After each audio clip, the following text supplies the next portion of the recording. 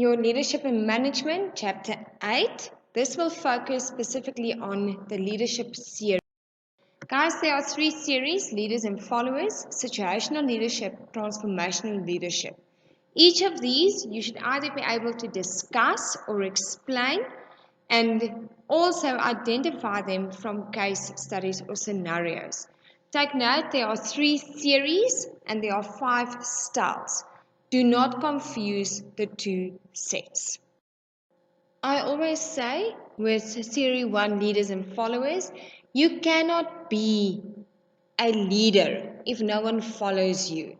You cannot call yourself an influencer on Instagram if you've got one person, maybe your mom, who has followed you.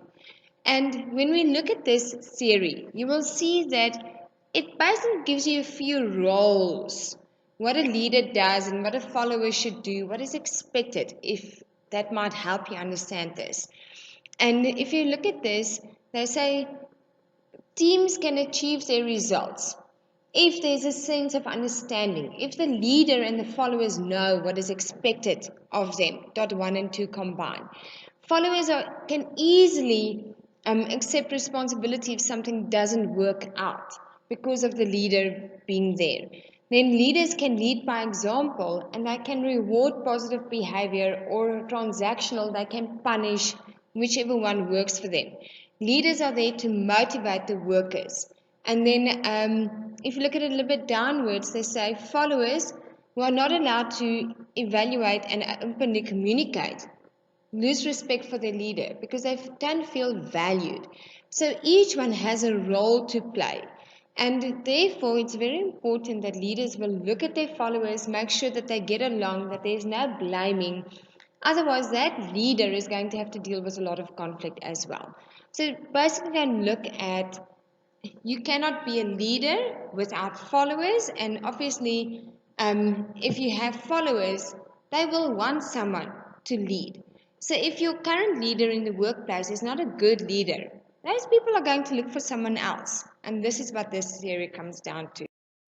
What this one comes down to, second theory, situational leadership, is that your leadership style, the way you lead your followers, are going to change according to either the situation, the task that you have, or the people that you have in front of you.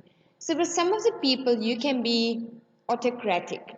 Guys, if I've got grade 8 in front of me, I'm autocratic. I tell them what to do, how to do, when to do it, exactly. Because I know they won't be able to do it by themselves. I mean, for goodness sake, we're in September and I still have to tell them, get out your pencil case, get out your book. So with them, you have to be autocratic. Like I said many times with my 2 little boys, I tend to be transactional. I tend to bribe if you want to, because I know that is how I get them motivated. So basically, your leadership style, those 5 styles, change according to what you have in front of you. Okay. And for most people, this is quite true. Because as a leader, when you work with different people, different situations, like I said, if there's a fire, I can't quickly be democratic and say, guys, let's have a meeting and see what we can do.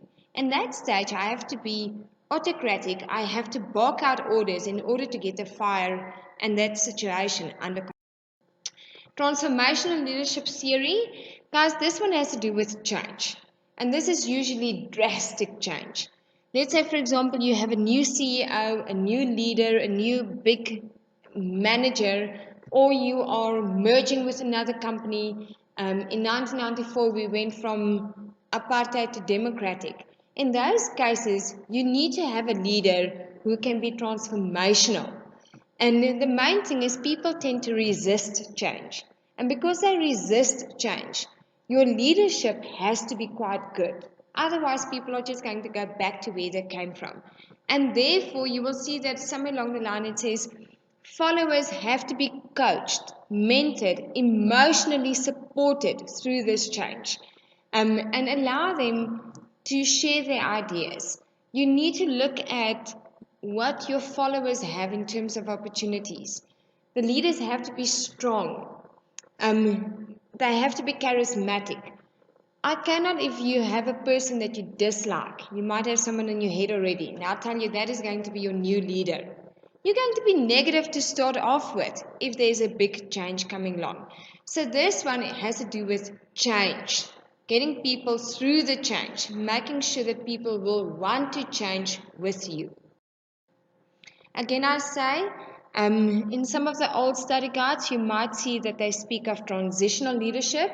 This has now been moved into transformational theory. So if you study old exam papers, do not mention transitional in the exams, just go with transformational when it links to change, big change happening in the business.